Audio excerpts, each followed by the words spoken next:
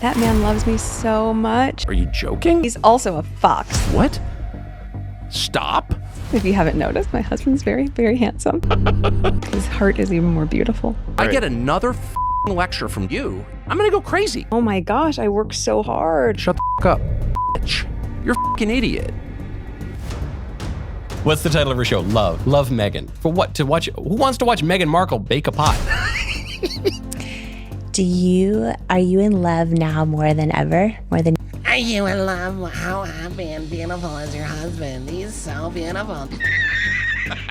That you don't call another human being Your Highness? Meghan Markle, the only thing she found was a rich, famous husband. You're complaining about your hard life, and you're so privileged. It's just so weird. It's ridiculous. My castle's too small. Yeah. The queen is mean to me. They won't let me call myself Her Royal Highness anymore, but I'm gonna put it all over my stationery and on the gifts that I give to my friends. The nearest thing Meghan Markle ever had to a billion-dollar idea was marrying a prince. There's nothing I like about her. Well, she never stops whining. But to the world, it's just, what has she been doing? Does she work? As opposed to, oh my gosh, I work so hard, and I appreciate what hard work looks like. I like working hard. The beginning of that clip where she's like, oh my God, oh, it's like, it's so inauthentic. The woman who destroyed her in-laws' family, whose own family doesn't like her, whose the in-laws obviously don't like her, the public doesn't like her. Is Meghan Markle the Duchess of Drama or just wildly misunderstood? His heart is even more beautiful. I mean, Oh, but his heart is even more beautiful. This is so forced. And let's talk about that tear-filled podcast appearance. Did it actually help her image or just stir up more backlash? Oh, and side note, anyone else get seriously uneasy vibes from the host, Jamie Kern Lima? Just saying. And Meghan's just accepting all these compliments. I know, I'm great, aren't I?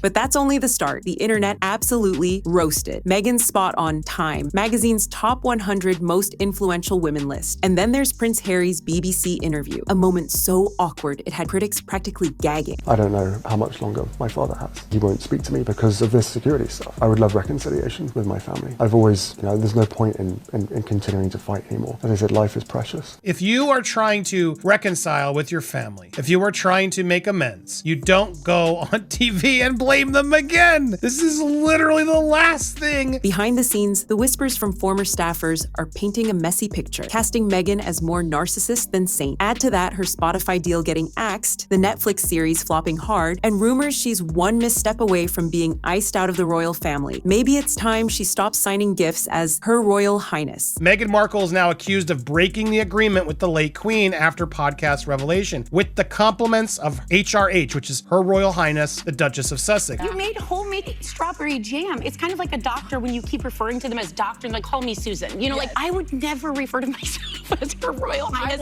I think if somebody gives you a gift, you can say, so-and-so, my friend so-and-so gave me a present. Yeah. I don't feel like she needed to show that. Meghan Markle's latest podcast appearance was hyped as a raw, no makeup, no script moment. Just the Duchess, opening up and sharing her heart. Meghan, Duchess of Sussex, in her first ever podcast interview. She's allegedly wearing no makeup. Meanwhile, she's got like the perfect blowout, and like she's completely camera ready. But here's the problem. To many, it all felt painfully staged. Honestly, Katy Perry claiming she's an astronaut might have come off as more authentic than Meghan trying to be herself. She's stuck because she was an actress who became a real princess, who wants to be an actress again, but has to continue to pretend to be a real princess. And let's not forget the host, Jamie, close friend of Meghan's, who pretty much spent the entire episode kissing up to her. I love that your eyes are sparkling right now. Oh.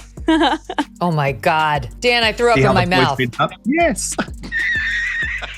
So at the end of the day, what did we actually learn about her royal face? Well, not much. Critics weren't buying it. They saw Meghan's podcast moment as a carefully calculated play to boost her ever-growing lifestyle brand. And sure, on the surface, it looked like a win. Her product sold out in just 30 minutes after launch. When I was reviewing her website in real time, doing my video, it said coming soon. But then, like 5 minutes later, we see that she put sold out. But here's the kicker. There wasn't actually that much stock to begin with. It's a classic scarcity trick designed to make her look like an unstoppable success. Meghan opened up about her as ever brand and motherhood, sharing that she writes nightly emails to her 2 kids every single night. So I created for the kids these email addresses that sort of like names, again, that you would never guess, that I will give them at some point in their lives when they're older. But before I go to bed almost every night. If you can believe that, it definitely sounds like something straight out of the Perfect Mom playbook, right? The episode pulled in millions of streams, with clips flooding TikTok and Instagram. Host Jamie Kern Lima called it raw, but plenty of skeptics weren't convinced. There are times we get together and I'm like, I just want to have DoorDash come in. And you're like, let's make something. And I'm like,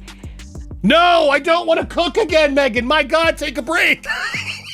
And here's the odd part. Jamie kept stressing that Meghan didn't get to see any of the questions ahead of time, which of course only made it feel more suspicious to some viewers. Like, why even make such a big deal about Meghan not seeing the questions? Are you trying to convince the audience or yourself? Either way, most people weren't buying it. Look at that face. She's not happy. Oh, yeah, it's so hard to be pretty.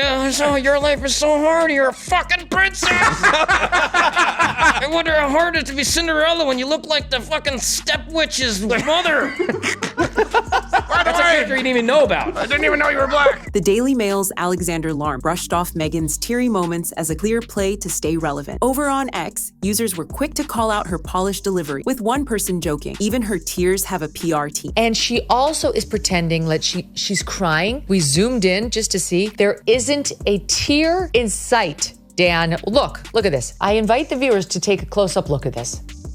Where's the tear? Meanwhile, Marca reported that critics felt Meghan's stories were way too self-centered, constantly circling back her brand or her personal struggles. And The Express cited royal insiders who believe that no amount of emotional rebranding is going to fix her public image. Meghan's appearance at the Time 100 Summit sparked a wave of sharp criticism. Honestly, it's hard to tell who's more fake at these types of events, Meghan Markle or Blake Lively. Make things in my kitchen, do small flower arrangements, make a lot of jam.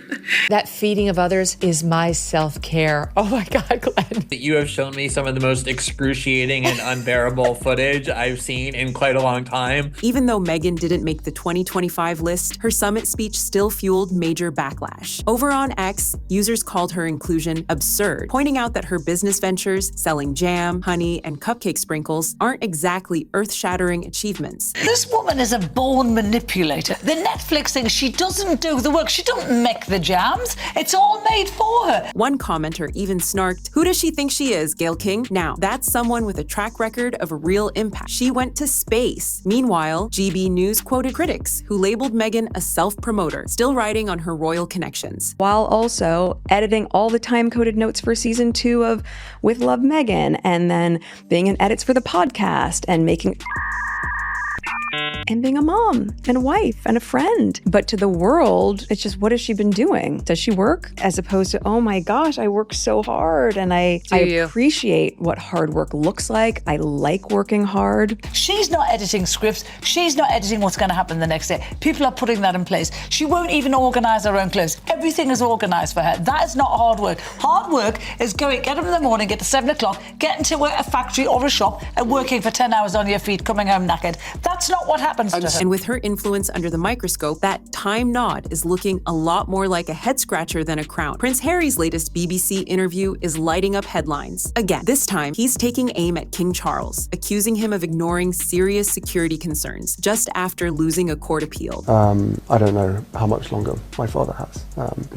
He won't speak to me because of this security stuff. For the time being, it's impossible for me to take my family back to the UK safely.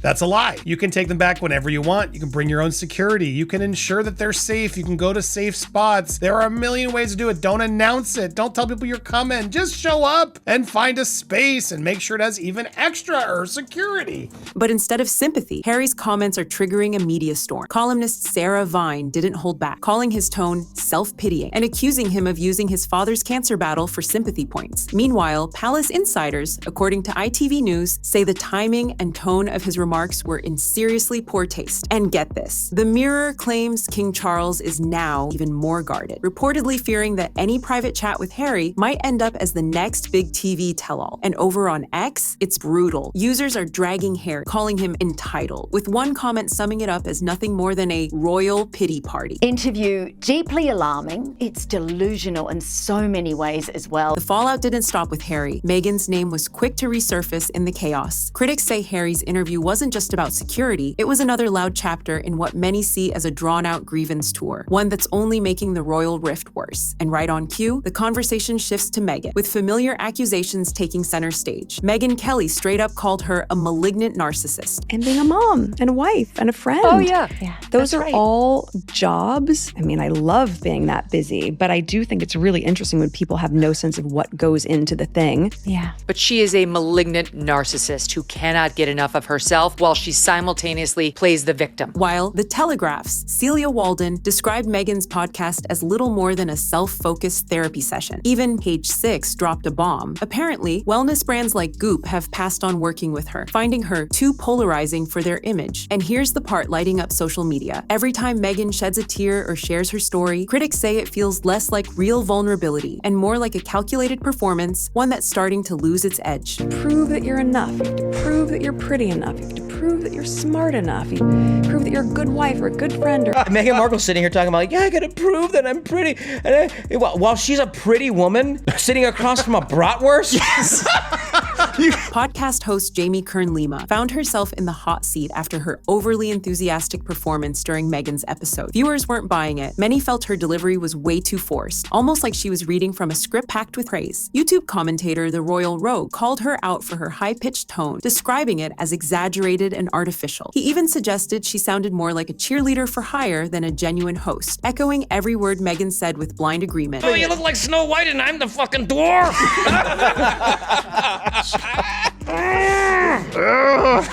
What's it feel like to control your bowels? Even The Independent's Rosine Lanigan didn't hold back, saying Lima's constant gushing made the whole thing feel less like a podcast and more like a late-night infomercial. Over on X, users were quick to point out this wasn't a conversation, it was a Meghan Markle hype session. And here's the kicker. Jamie Kern Lima isn't just any podcast host. She sold her company for $1 billion.